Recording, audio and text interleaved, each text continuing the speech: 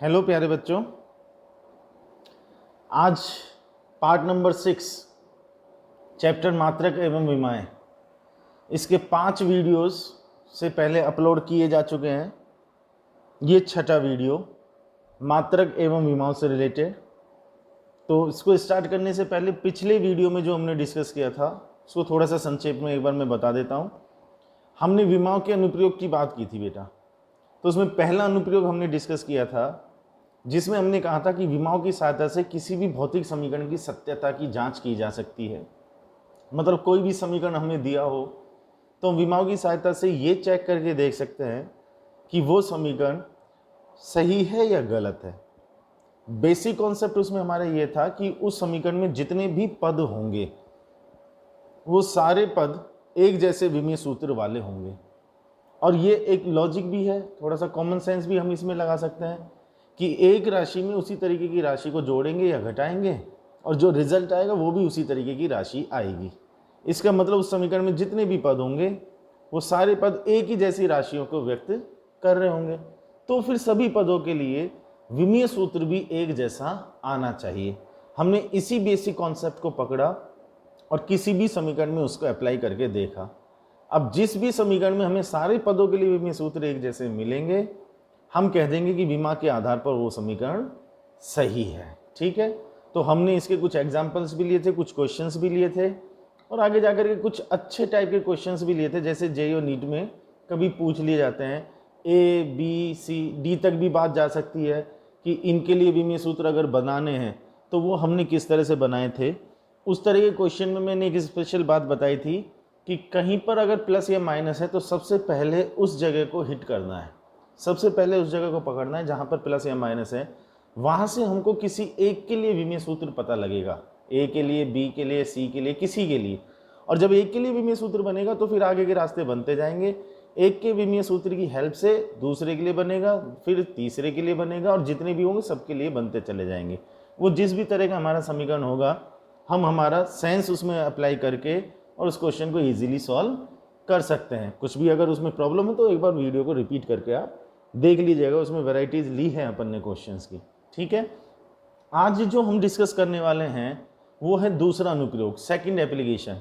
और वो क्या कहता है कि हम विमाओं की सहायता से किसी भौतिक राशि के लिए सूत्र स्थापित कर सकते हैं। तो मैं इसको थोड़ा सा शॉर्ट में लिख रहा हूँ, भौतिक राशि के लिए सूत्र स्थापित करना या सूत्र स्थापित करने में, सूत्र स्थापित करना या सूत्र स्थापित करने, कहना एक्चुअल में हम क्या चाहते हैं इस हेडिंग से उस चीज को समझें। अब हमें क्वेश्चन किस तरीके का मिलेगा बेटा। अब अलग तरीके का एक क्वेश्चन सुनो। हमको क्वेश्चन में ये बताया जाएगा कि कोई एक भौतिक राशि है, उसका नाम दिया जाएगा। तो ये बताया जाएगा कि वो भौतिक राशि कौन कौन सी राशियों पर निर्भर कर रही है। केवल ये बताया जाएगा कि कौन सी राशि कौन कौन सी राशियों पर निर्भर है, ये नहीं बताया जाएगा कि किस प्रकार निर्भर है। और हमसे कहा जाएगा कि उस भौतिक राशि के लिए सूत्र स्थापित कीजिए। ठीक है, अभी मैं एग्जांपल भी लेकर के चलूंगा। तो एक भौतिक राशि कुछ भौतिक राशियों पर निर्भर कर रही है, सबके नाम लिख करके दिए जाएंगे। निर्भर किस प्रकार कर रही है ये नहीं बताया जाएगा, हमको उस भौतिक राशि के लिए सूत्र स्थापित करना होगा। तो वहां पर हम विमाओं की हेल्प ले सकते हैं। डायरेक्ट एक एग्जांपल से अपन इस चीज को समझने की कोशिश करते हैं। मैं वापस एग्जांपल ले रहा हूं अभिकेंद्रीय बल या अपकेंद्रीय बल का, जिसकी चर्चा अपन पहले भी कर चुके हैं। अभी आप जिस भी नाम से उसको याद रखना चाहो उस नाम से याद रखो। हमने कहा कि वृत्तीय पथ में गति कर रहे किसी कण पर लगने वाला अभिकेंद्रीय या अपकेंद्रीय बल कण के द्रव्यमान, कण की चाल और वृत्तीय पथ की त्रिज्या r, इन तीनों पर निर्भर कर रहा है। तो बल के लिए सूत्र स्थापित करो। ठीक है, इस एग्जांपल से हम चीज को समझ लेंगे। पूरा मैं सॉल्व करके बताऊंगा, अगला मैं आपको दूंगा, स्क्रीन पॉज करोगे, आप निकाल करके देखोगे, फिर चेक करोगे, वही अपना पुराना वाला सिस्टम। तो हमने कहा कि एफ एम वी और आर पर निर्भर कर रहा है, तो एफ के लिए सूत्र स्थापित करना है। ठीक है, अब हमको ये तो पता है कि एफ एम पर निर्भर है, लेकिन हम ये नहीं कह सकते कि एफ प्रोपोर्शनल टू एम है। हो सकता है कि एफ अनुक्रमानुपाती एम स्क्वायर हो, हो सकता है f अनुक्रमानुपाती 1/m हो सकता है कि f अनुक्रमानुपाती 1/m² हो। मतलब हमें इतना पता है कि f m पर निर्भर है, लेकिन उसकी कौन सी घात पर किस प्रकार से निर्भर कर रहा है ये हमको मालूम नहीं है। अब ये जो 4 पॉसिबिलिटीज मैंने लिखी, इन चारों को अगर चेक करो तो f m पर निर्भर कर रहा है, लेकिन चारों में अलग अलग तरीके से निर्भर कर रहा है, और किस तरह से निर्भर कर रहा है ये हमको क्वेश्चन में नहीं बताया। इनफैक्ट हमको यही पता लगाना है कि किस प्रकार निर्भर कर रहा है। तो हमने अपनी तरफ से मान लिया कि f प्रोपोर्शनल टू m की पावर a है। अब a क्या है? a कांस्टेंट है, वो 1 भी हो सकता है, -1 भी हो सकता है, +½ भी हो सकता है, -½ भी हो सकता है, मतलब वो पूर्णांक भी हो सकता है, भिन्नात्मक भी हो सकता है, 0 भी हो सकता है, प्लस भी हो सकता है, माइनस भी हो सकता है। जैसे मान लो a की वैल्यू 1 आती है तो हम कह देंगे कि f प्रोपोर्शनल टू m आ गया, और मान लो a की वैल्यू 2 आती है तो f प्रोपोर्शनल टू m² आ गया। a की वैल्यू -1 आई तो ये आ गया, a की वैल्यू -2 आई तो ये आ गया। इनफैक्ट हमें a की वैल्यू निकालनी है, यही हमारा असली काम है इस क्वेश्चन में। तो हमने मान लिया कि f प्रोपोर्शनल टू m की पावर a है। ऐसे ही पता नहीं v पर कैसे निर्भर कर रहा है, तो हमने कह दिया f प्रोपोर्शनल टू v की पावर b है, और ऐसे ही f प्रोपोर्शनल टू r की पावर c है। a b c हमको पता नहीं है। अब हमने इन तीनों को एक साथ मिला करके लिखा, तो f प्रोपोर्शनल टू m की पावर a, v की पावर b और r की पावर c। जब अनुक्रमानुपाती का चिन्ह हटाते हैं बेटा तो एक नियतांक लिखा जाता है, बराबर का साइन लिया जाता है जब, तो f equals to k m की पावर a, v की पावर b और r की पावर c। ये हमारे पास में एक समीकरण बनकर के तैयार हुआ। जैसे ही इक्वल का साइन आया, जैसे ही बराबर का चिन्ह आया, तो हमारे पास में एक समीकरण बनकर के तैयार हुआ। अब समीकरण तैयार होते ही हमको पहला वाला एप्लीकेशन या पहला वाला अनुप्रयोग याद आ गया। वो क्या कहता है कि भाई समीकरण में जितने भी पद है सबके लिए विमेय सूत्र एक जैसा कर लो। अब यहां अगर हम ध्यान से देखें तो इसके लेफ्ट हैंड साइड में एक पद है f, राइट हैंड साइड में देखें तो कंफ्यूज मत होना, गड़बड़ मत करना। a, b और c की वैल्यू हमको मालूम नहीं है, लेकिन हमको इतना मालूम है कि a, b, c की जब वैल्यू जाएंगी तो ये जो पूरी कहानी है ये इनटू या कुछ अपॉन में, भाई इनके बीच में प्लस या माइनस तो किसी भी हालत में नहीं आएगा, रहेंगे तो ये सब मल्टीप्लिकेशन में या डिवाइडेशन में, मतलब या तो गुणा हो रहे होंगे या भाग। ये r ऊपर से नीचे जा सकता है, v ऊपर से नीचे जा सकता है, m ऊपर से नीचे जा सकता है, लेकिन कुल मिलाकर के ये रहेगा तो एक ही पद, पूरा का पूरा रहेगा या नहीं रहेगा? रहेगा। तो अब हम दोनों साइड में विमेय सूत्र लिख लेते हैं। देखना ध्यान से, f के लिए हमने लिखा, क्या लिखा? बल के लिए m1 l1 t-2। k के लिए कुछ आएगा नहीं, m द्रव्यमान है, उसके लिए आ गया m1 इसकी पावर में a। v है चाल, चाल के लिए हम क्या लिखेंगे? l1 t-1 पावर में b। r है त्रिज्या, त्रिज्या के लिए हम क्या लिखेंगे? l1 और पावर में c। तो ये आया m1 l1 t-2 equals to, यहाँ हो गई m की पावर a इंटू में l की पावर b t की पावर -b इंटू में l की पावर c। सही है? तो m1 l1 t-2 equals to m की पावर a, l की पावर क्या बन गई? b प्लस c, और t की पावर हो गई है -b। अब दोनों तरफ अब देखो, एक विमेय सूत्र लेफ्ट हैंड साइड का ये है और राइट हैंड साइड का ये है। हमने कहा कि भाई समीकरण है तो दोनों साइड के विमेय सूत्र, पदों के विमेय सूत्र समान होने चाहिए, तो दोनों विमेय सूत्र एक जैसे होने चाहिए। इसका मतलब क्या है? जो यहाँ पर m की पावर है वही यहाँ पर m की पावर होनी चाहिए, जो यहाँ l की पावर है वही यहाँ पर l की पावर होनी चाहिए, और जो यहाँ पर t की पावर है वही यहाँ पर t की पावर होनी चाहिए। अब m की पावर्स को अगर हम बराबर करें तो a इक्वल्स टू 1, l की पावर्स को करें तो b plus c equals to 1, t की पावर्स को करें तो -b इक्वल्स टू -2।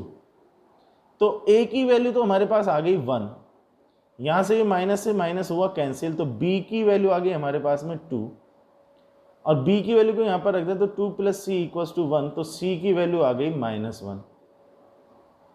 तो ऐसे हमको a, b और c की वैल्यूज मिल गई।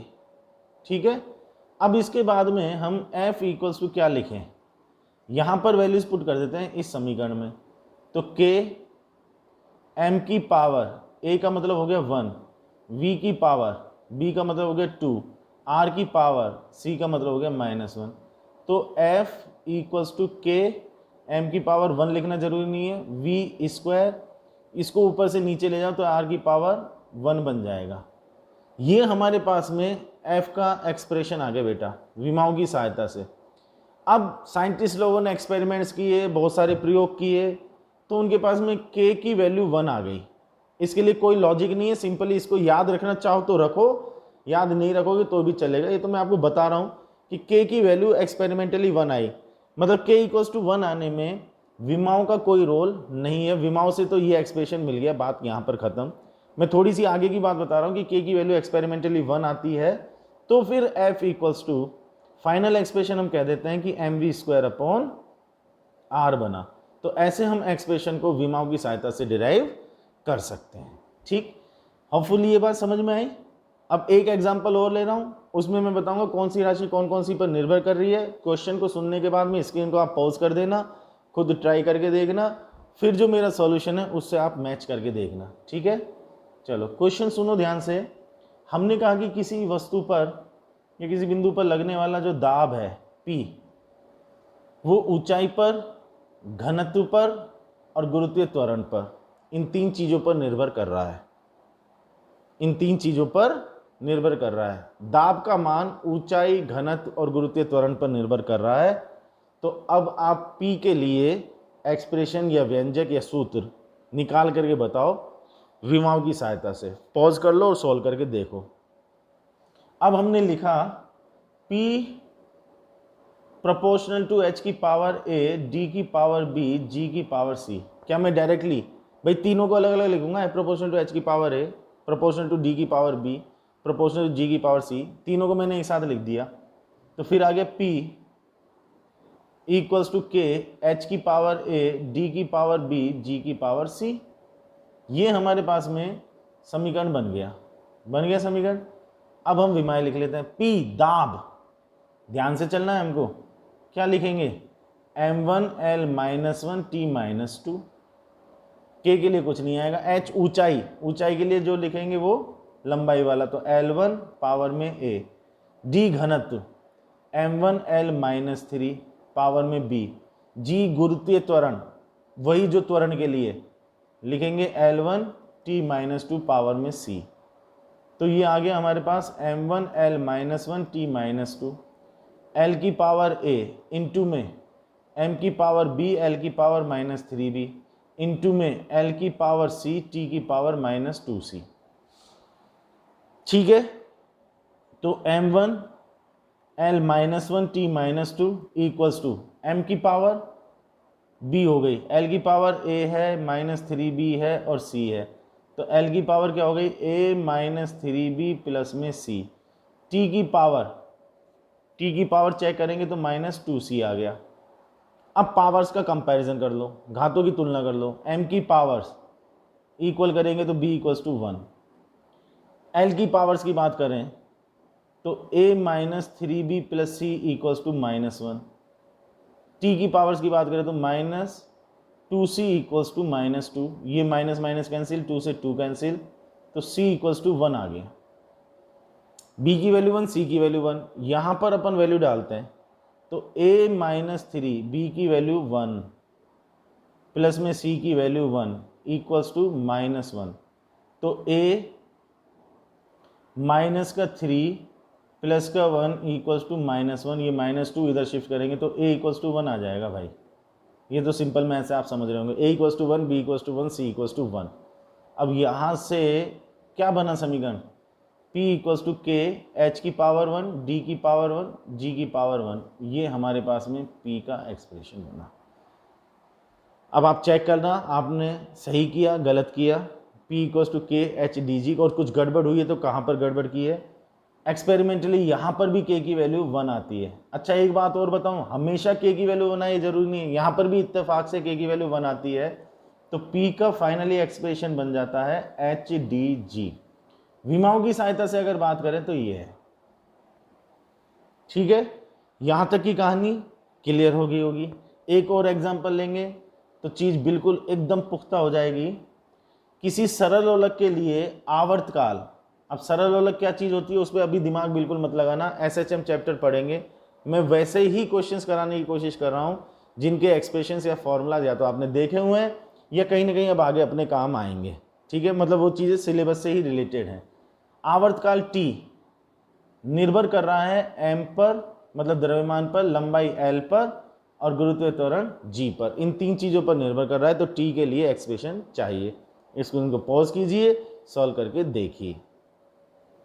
अब टी प्रोपोर्शनल टू एम की पावर ए, एल की पावर बी, जी की पावर सी, तो टी इक्वल्स टू के एम की पावर ए, एल की पावर बी, जी की पावर सी लिख दिया, ठीक है। अब दोनों साइड में विमीय सूत्र लिखते हैं। टी है आवर्तकाल, आवर्तकाल क्या होता है, एक दोलन में लिया गया समय, इसका मतलब टी के लिए मात्रक क्या है, जो समय के लिए है, तो हम टी के लिए क्या लिखेंगे, T1। अच्छा, M0 L0 इक्वल्स टू के लिए कुछ नहीं आएगा, M के लिए M1 आ गया पावर में A, L के लिए L1 आ गया पावर में B, G गुरुत्वीय त्वरण, थोड़ी देर पहले ही बात हुई थी, L1 T-2 पावर में C, क्या बना M0 L0 T1 आएगा, -1 लिख दिया मैंने, T1 इक्वल्स टू M की पावर A, L की पावर B, पावर से पावर मल्टीप्लाई हो रही है भाई, L की पावर इधर देखेंगे तो ये आ गया C और T की पावर -2C, ठीक। और सोल्व करते हैं, M0 L0 T1 equals to M की पावर A, L की पावर कितनी बन गई, B यहाँ पर है, C यहाँ पर है, तो L की पावर B प्लस C और इनटू में T की पावर क्या है, -2C। अब पावर्स को कंपेयर कर लो, M की पावर्स की बात करेंगे तो A इक्वल्स टू 0, L के लिए अगर बात करेंगे तो B plus C equals to 0, T के लिए बात करेंगे तो -2C इक्वल्स टू 1, ये 1, ठीक। तो A इक्वल्स टू 0 आ गया, यहाँ से हम देखेंगे तो C इक्वल्स टू -1/2 आ गया और C की वैल्यू यहाँ पर पुट कर देंगे तो B -1/2 इक्वल्स टू 0, तो B की वैल्यू 1/2। बोलो बात क्लियर है क्या, A B C तीनों हमको मिल गए। अब यहाँ पर आ जाओ तो T equals to K M की पावर 0, L की पावर B का मतलब हाफ और G की पावर C का मतलब -1/2, तो T equals to K M की पावर 0 तो 1 हो गया, ये हो गया L की पावर हाफ, G की पावर -1/2 नीचे ले जाएंगे तो G की पावर +1/2। हम इसको ऐसे लिख सकते हैं बेटा, K L की पावर हाफ का मतलब रूट होता है ना, ऐसे ही G की पावर हाफ यहाँ पर भी रूट, और हम बढ़िया तरीके से लिख सकते हैं कि पूरे पर रूट एक साथ लगा दो, √L/G। तो T का एक्सप्रेशन हमारे पास विमाओं के द्वारा आ गया है K √L/G, ये विमाओं के द्वारा आया। यहां अगर हम बात करें तो एक्सपेरिमेंटली मतलब प्रयोग के द्वारा K की वैल्यू हमको 2π मिलती है, तो T कितना आ जाएगा, T आ जाएगा 2π √L/G, ये एक्सप्रेशन हमारे पास आ गया, T इक्वल्स टू 2π √L/G। याद रखना इसको, सरल आवर्त गति SHM वाला चैप्टर पढ़ा जाएगा 11th में, तो वहाँ पर सरल लोलक एक बहुत इंपॉर्टेंट टॉपिक आएगा, उसके आवर्तकाल के लिए ये एक्सप्रेशन आएगा 2π √L/G। यहाँ हमने विमाओं की सहायता से उसको निकाल लिया। तो इस तरह से ये 3 एग्जाम्पल अपन ने लिए जिनमें हमने बताया कि एक भौतिक राशि किन किन भौतिक राशियों पर निर्भर कर रही है और हमने विमाओं की सहायता से उसके लिए सूत्र स्थापित किया। अच्छी तरह से इसको देखना, होपफुली चीज़ समझ में आई होगी। कहीं छोटी मोटी कोई प्रॉब्लम है तो वीडियो को एक बार वापस से देख लेना, फिर भी कहीं कोई क्वेरी रहती है तो कमेंट बॉक्स में डाल देना, ठीक है। ये हमारा सेकंड एप्लीकेशन हमने डिस्कस किया। कुछ आवश्यकता महसूस होगी तो इसके कोई 1-2 एग्जाम्पल अपन नेक्स्ट वीडियो में भी ले लेंगे। बाकी जो नेक्स्ट वीडियो होगा उसमें अपन बात करेंगे इसके थर्ड एप्लीकेशन की, तीसरे अनुप्रयोग की, वो भी बहुत इंपॉर्टेंट है, जिसमें हम ये डिस्कस करेंगे कि किसी भौतिक राशि का मान किसी एक मात्रक पद्धति में दिया है तो दूसरी मात्रक पद्धति में उसको कैसे निकालना है। मैंने इस पर थोड़ा सा डिस्कशन पहले भी किया था। कन्वर्जन की बात, मतलब MKS में कोई वैल्यू दी हुई है, CGS में क्या वैल्यू आएगी, CGS में दी हुई है तो MKS में क्या आएगी, या FPS में क्या आएगी, FPS में अगर दी हुई है तो MKS में क्या आएगी। ये एक पद्धति से दूसरी पद्धति में मान को परिवर्तित करना है, वो हम विमाओं की सहायता से कर सकते हैं, वो चीज़ बेटा हम नेक्स्ट वीडियो में डिस्कस करेंगे, ठीक है। तो वीडियो को ध्यान से देखिएगा, कोई प्रॉब्लम अगर रहती है तो उसको कमेंट बॉक्स में आप पोस्ट कीजिएगा, आपकी क्वेरीज के आंसर्स मैं दूंगा, ठीक है। नेक्स्ट वीडियो में फिर अपन जल्दी मिलते हैं। Till then take care, thank you very much, see you soon, bye.